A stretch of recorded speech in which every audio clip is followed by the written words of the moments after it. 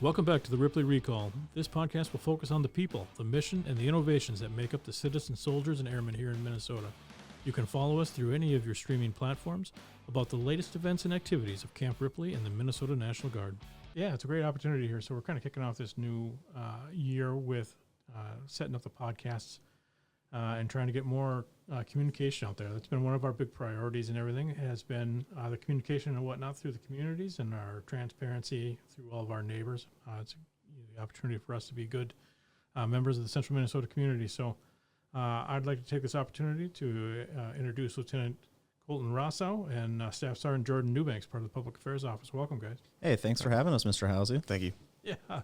No, it's this is fun. This is a great opportunity, I think, and this will be another way that we can reach out to everybody. So tell me a little bit about what Public Affairs is working on here this next year. Sure, yeah. So coming into February, we're going to be running into NOREX. I think it's the 52nd NOREX coming up. Yeah. And that's the Norwegian Reciprocal Troop Exchange, where we send troops from the Minnesota National Guard to Norway, and they do the same. So they'll send their RRF and their Norwegian youth to come over here and experience kind of the Minnesotan the connection between Minnesotan and Norwegian culture, and also see how our military operates and kind of, have that allied partnership that we've been continuing for over 50 years. Well, I think it's a super cool opportunity because I don't know a lot of other state partnerships that have had such a long longevity with their partnerships. I mean, 52 years is a long time to be like, hey, you guys come here for 52 years, we'll send people there for 52 years. It's pretty unheard of. It is. It's actually been one of the longest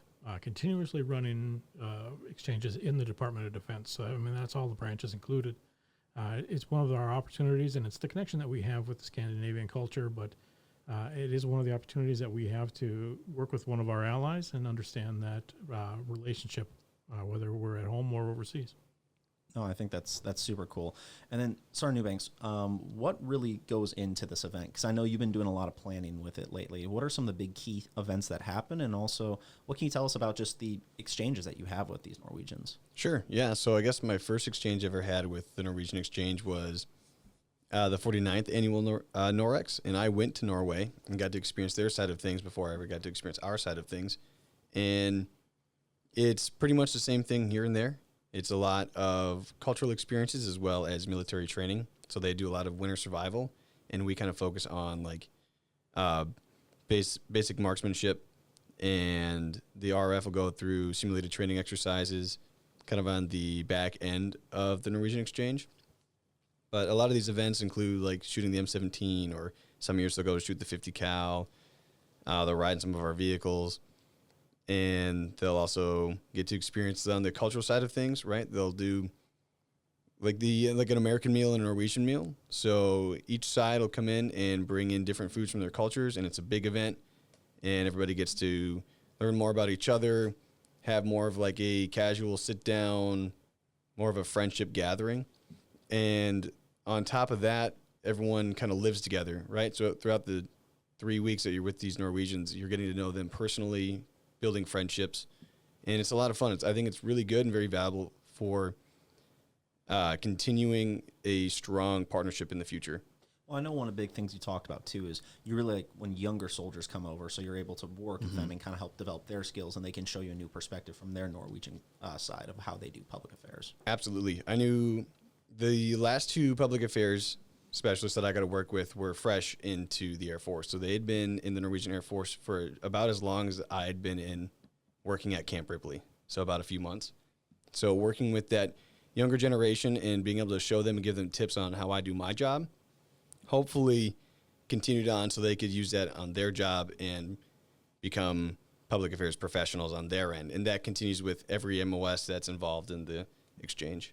Yeah, and I know this year we're gonna have an experienced person come over, but we'll also have some young soldiers. So it's gonna be a fun experience for them to kind of see what America's like. Because we don't know if they've been over here before, but it's gonna be a culture shock for sure. Right. I think one of the funniest things that I see with the Norwegians is that they watch a lot of American movies, and so them coming over and hearing how we talk. One statement I heard from the last public affairs specialist is like, I feel like I'm in a movie right now. Like I'm in Hollywood because I watch you guys' movies all the time. So I thought that was pretty cool. And a pretty fun experience. And then, Mr. Housey, you've seen this probably event how it's grown over the last however many years you've been here. So, what did you think is the biggest takeaway that you've had from the event, or the biggest change that you've seen? It's adapted in a lot of different ways. Initially it was very military focused on both ends, and now there's experiences in learning about the culture and stuff, and that is balanced pretty well. But it goes back and forth, with the world climate, basically, depending on what our different militaries want and perceive for the future. So it has its ups and downs in a lot of different genres and fields and everything.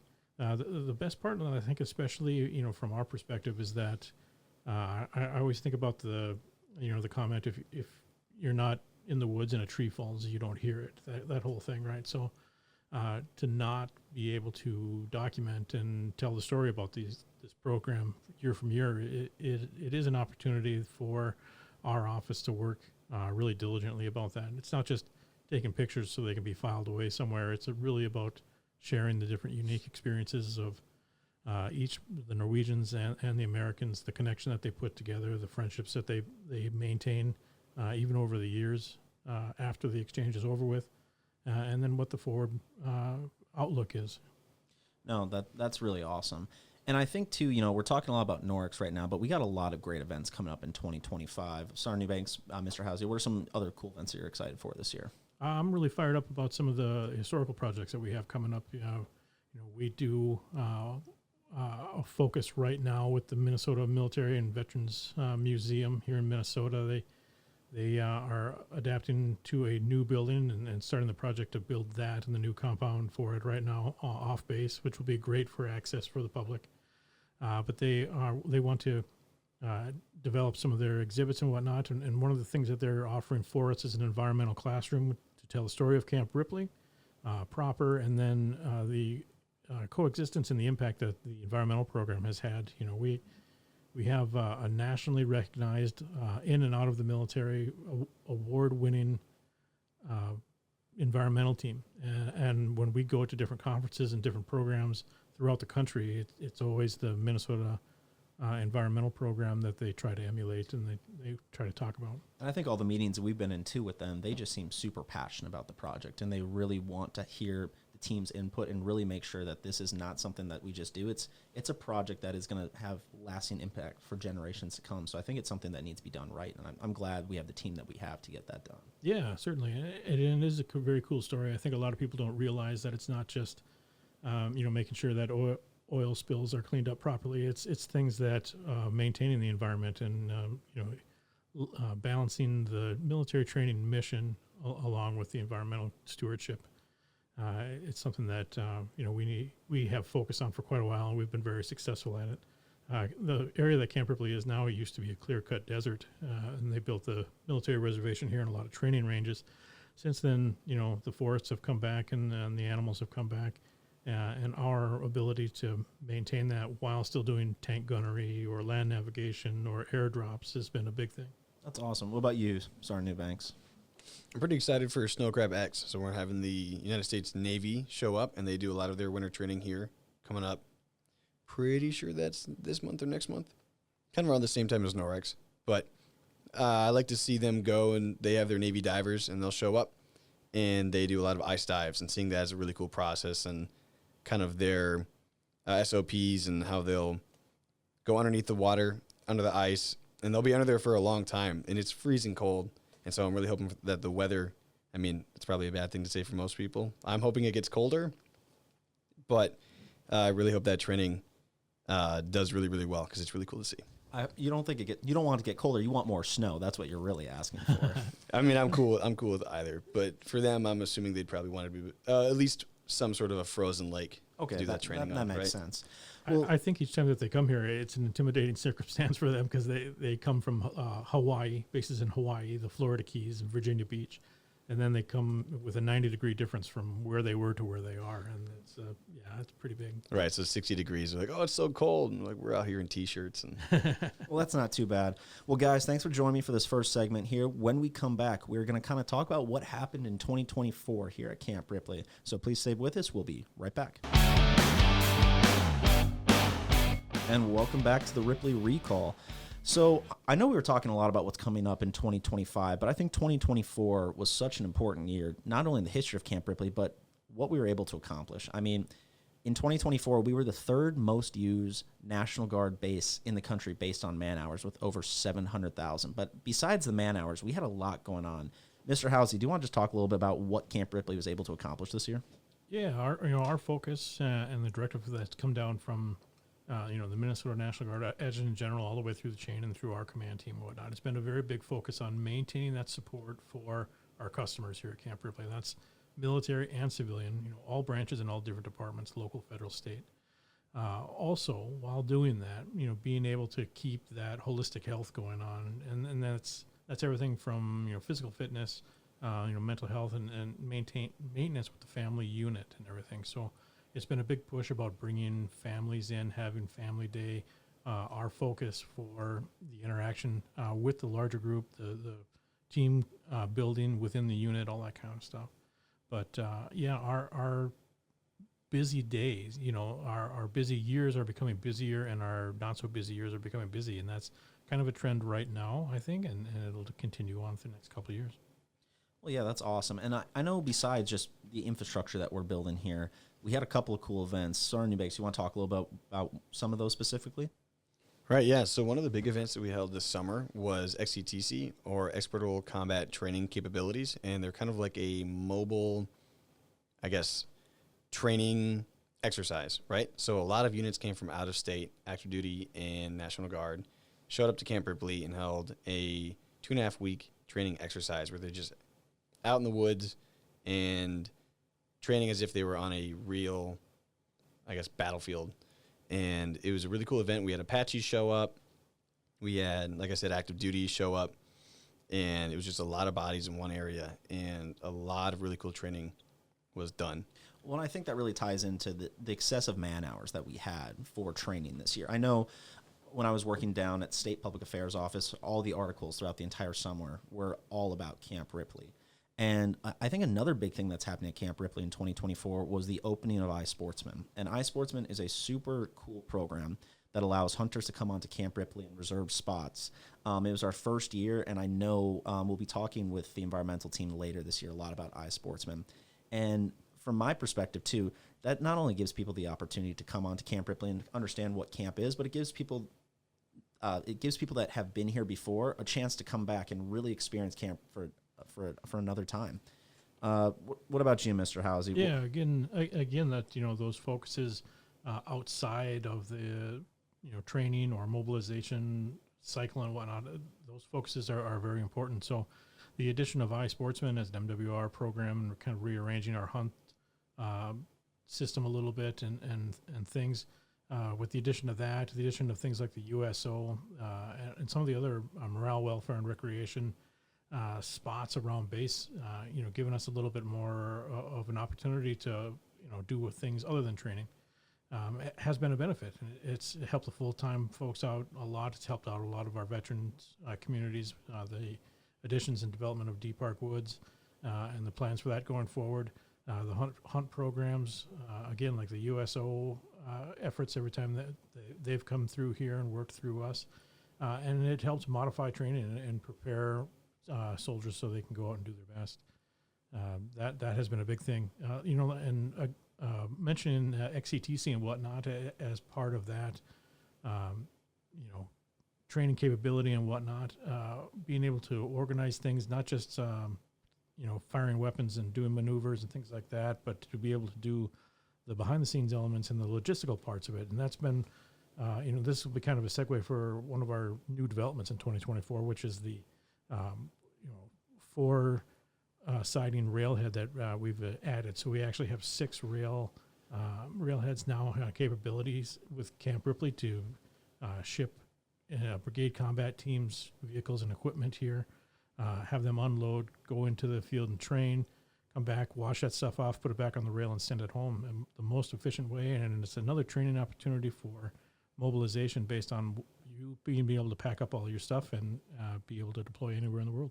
Well, yeah, I think people don't really realize you go from 2 to 6 railheads, you're cutting down your travel time probably, I think, 12 to 15 days to almost 2 or 3 days. I mean, That's a significant deployability capability that Camp Ripley was able to add in 2024. Absolutely, and that's a realistic standard for any base across the country. Yeah, I mean, as we're looking towards the future, we understand, Camp Ripley is really shining above a lot of National Guard bases, and we're getting to that point, too, where we need to start talking about, what does Camp Ripley need to do to get to that point where we can become, a deployment destination? Certainly, and it's, it's an easy concept for places like Fort Moore and some of the places down south, being able to pack their stuff up, ship it down to the port and go overseas. But we're in the middle of the country, and not only in the middle of the country, but the farthest northern part of the country. So being able to pack our stuff up or get a lot of our Midwest organizations and units to be able to pack up and move to ports for mobilization is very important. No, and I kind of see Camp Ripley as, the Chicago of the Midwest. We are really that hub of the Midwest right here for a lot of our other National Guard installations that we worked with. I know with our XCTC this summer, we had the Iowa National Guard here. I think we had over 2,900 Iowa National Guard soldiers. Yeah, that sounds right. Okay. Yeah, I know we had, I think, as far down south as soldiers from South Carolina. Wow, that's super impressive.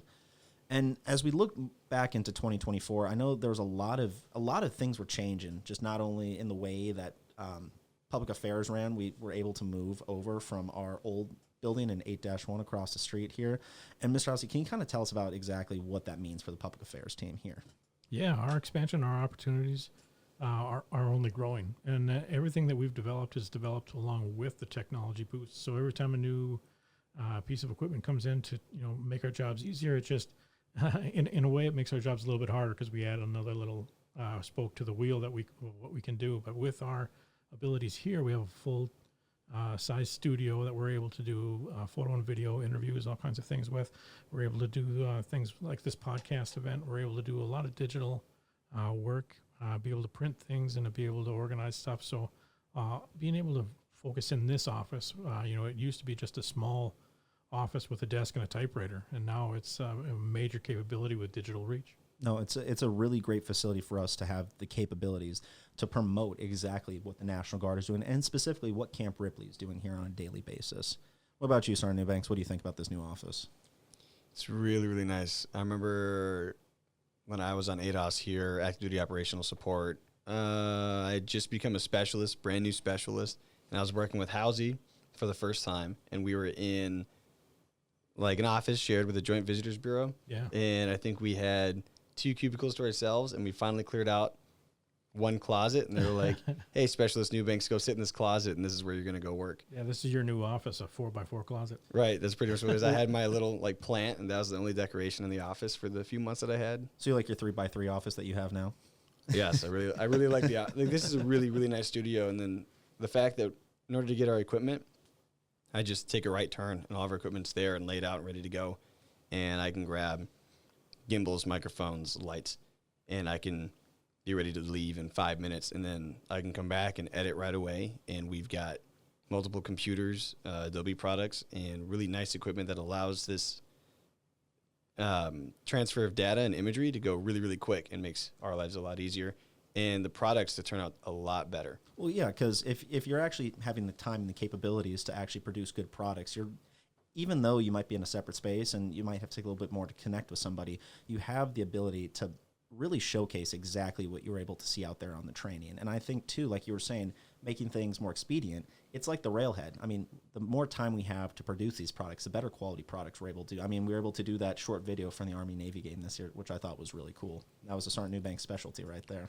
Right. It was nice. It was fun to do something a little out of the ordinary from your average Army video, right, where the Army videos kind of go, this person did this, and this is why they did it. This Army-Navy video is very much like, let's try to make this look like a movie.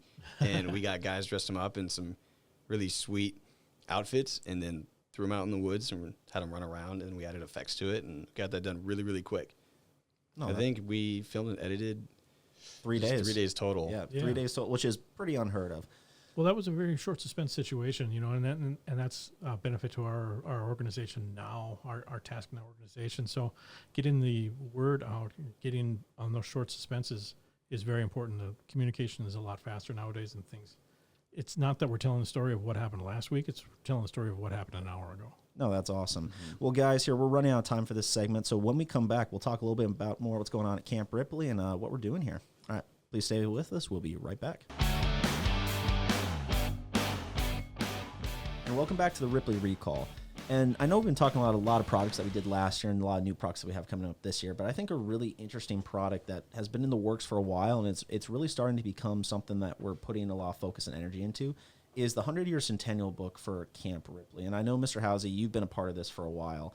And one of the biggest things about Camp Ripley is that there's a lot of information. There's a lot of history. I mean, this base has almost been here for 100 years. Yep. But not all the information that's been put out throughout 100 years is always correct, like any other kind of information. What we're doing right now is we're trying to look for a lot of primary sources. So can you talk us through that process and what we need to do for that? Yeah, we kind of have an intimidating task of putting down and verifying a lot of our primary sources and seeing the connections. So it is an impression of what history is, what was recorded and what was the official way of anything that happened. But we're going to work with the museum. We're going to work with a lot of our former leaders and whatnot, and then put some of these stories down. And it's not that we're necessarily trying to get rid of anything that is current, and even the folklore and the fables and the latrinogram stories and stuff like that are still things that we want to keep in this element. We want to be able to tell that as well, but we're still looking for the hard facts.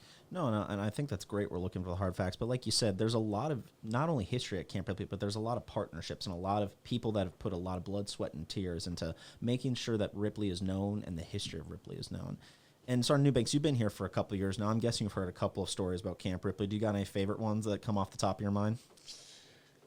I got to think off the dome here. But I think one of the things that Housey told me one time is like every old location, there's got to be ghosts, right? Right, exactly. And so I know, was it a couple of years ago, Housey was part of a team that went and did like a ghost investigation in the now headquarters building, Nelson Hall. And that's not the only place people have said they've seen ghosts. I know back in the original location of Fort Ripley, there's supposedly a ghost that walks around.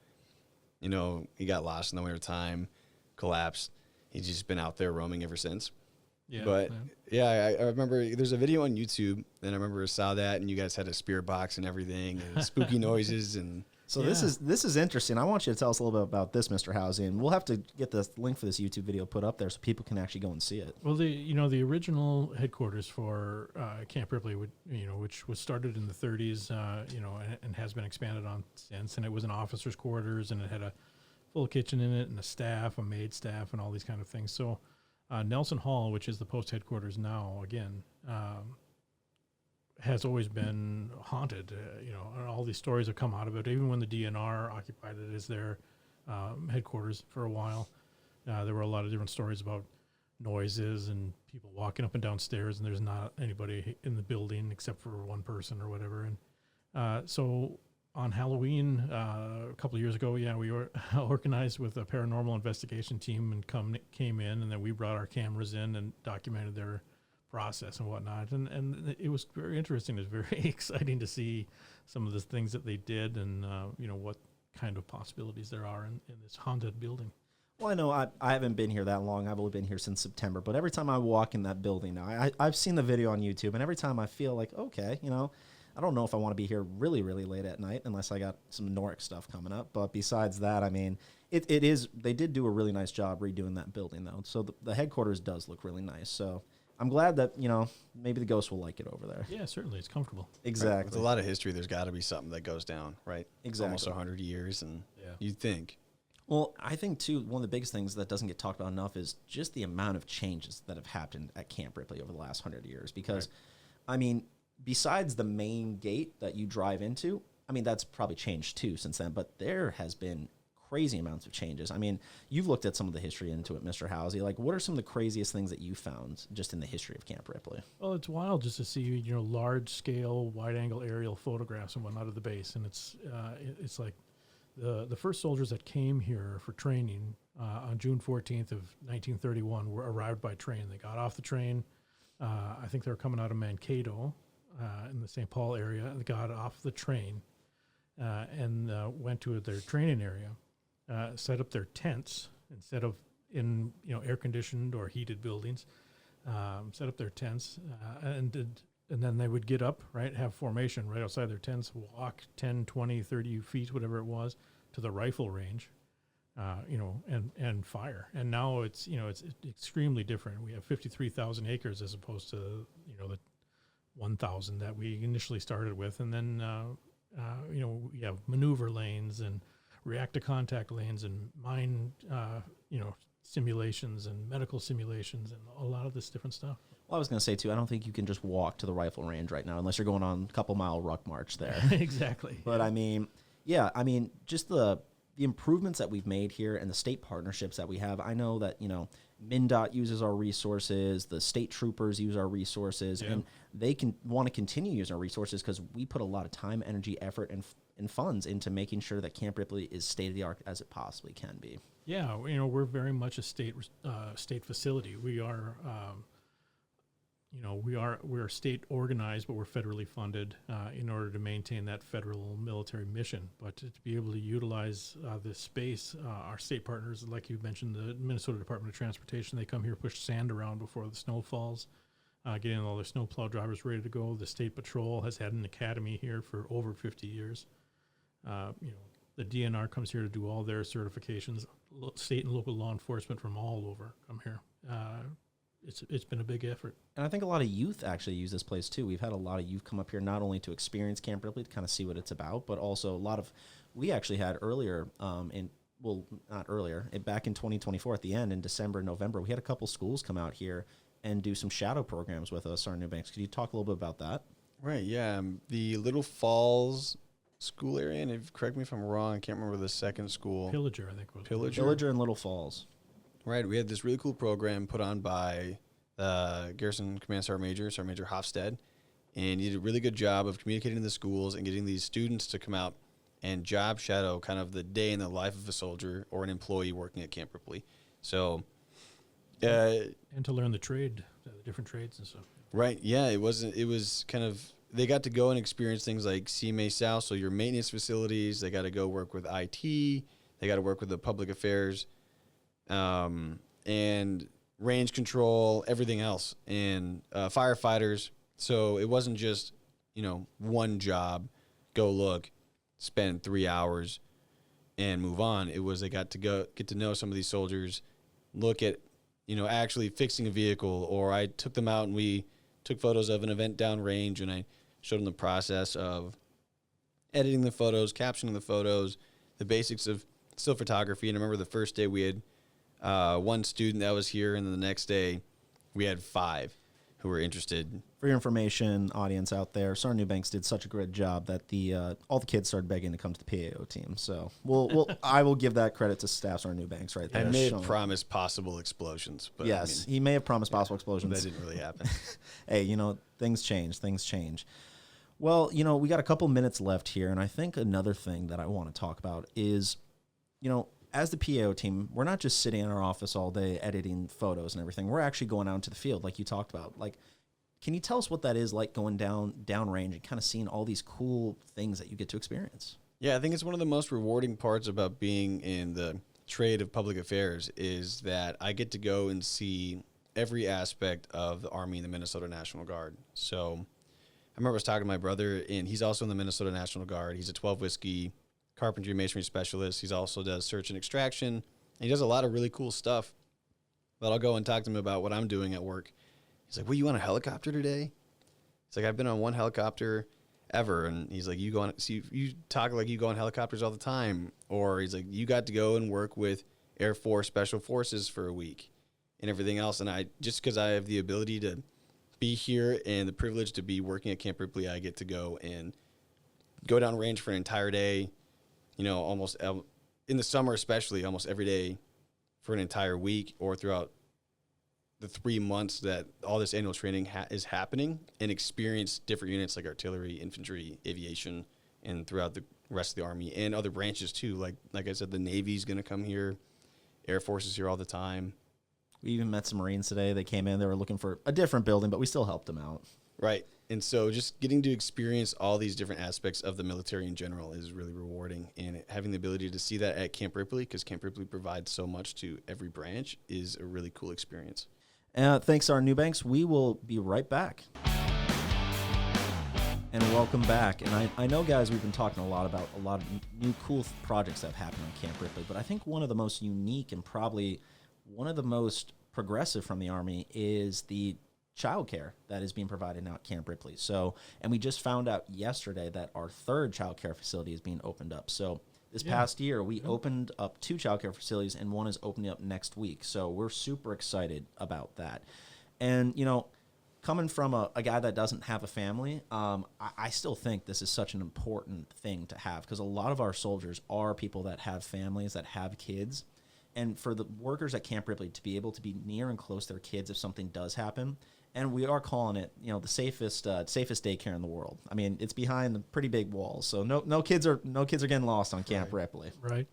Yeah, and it's a big effort, and I think that it has impressed a lot of our folks, a lot of our soldiers and airmen, and our full-time staff. It was an initiative through Guard Bureau, you know, earlier in 2024, and it was spelled out initially as just for drilling soldiers, but you know, the logistics behind that and the circumstances, you know, had opportunity for advancement, and I think Camp Ripley took that and ran with it. So now it's available full-time for our full-time staff and for any training units that are coming in here. Yeah, and I mean, Sergeant Newbanks, me and you went over there and we did some stories with them and took some photos. I mean, the look on those kids' faces, they just seem so happy, and the buildings were redone and they look beautiful over there. Yeah, the facilities look really, really nice, and I think you could tell that the kids knew that their parents weren't far away.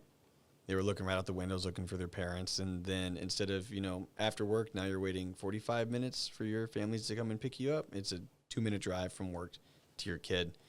And I think the daycares we're talking about, throughout the day, they have systems set up to set reminders to the parents and push notifications saying, hey, just had lunch, you know, and I think it's just a really good program to keep the parents in the loop while they're working here at Camp Ripley, and just makes life a lot easier and more relaxed.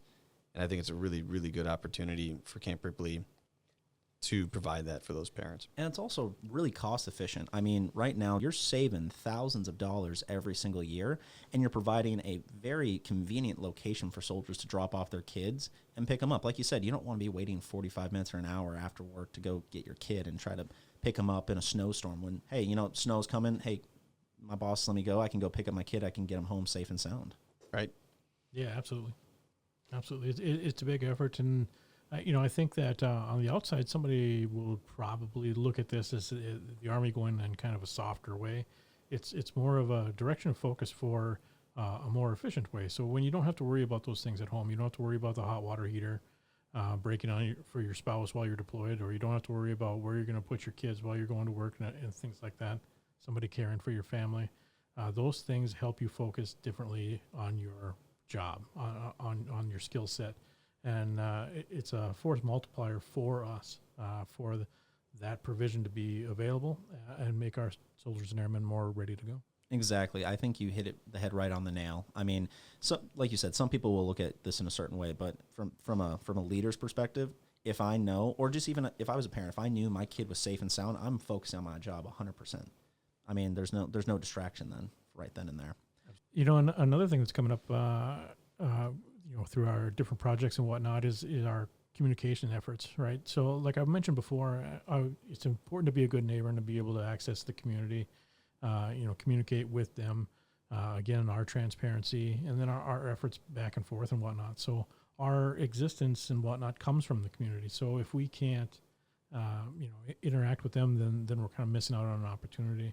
So I have always tried to encourage, and like any of our listeners out there, I encourage your communication and a little bit of back and forth. If there are stories about Camp Ripley, or if there's memorabilia that you have, or things you want to share, or photographs, even anecdotal stories, you know, folklore or legends again, or factual history, you know, we'd love to hear about it. We'd love the opportunity for you to reach out to us and do that.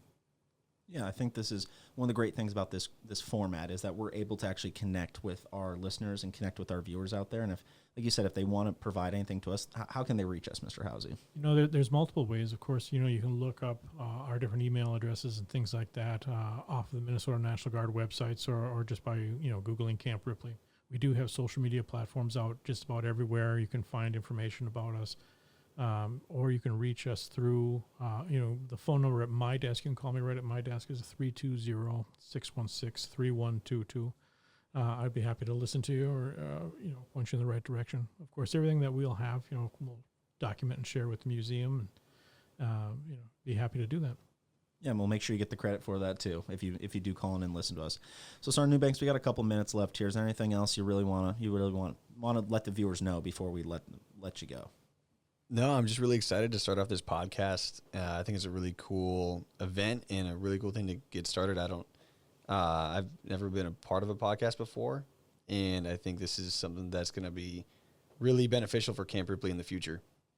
Yeah, we're going to push out these links and get everybody to follow through our Divots page and the different platforms that they stream their podcasts through, their different social media platforms even, and just listen to what we have.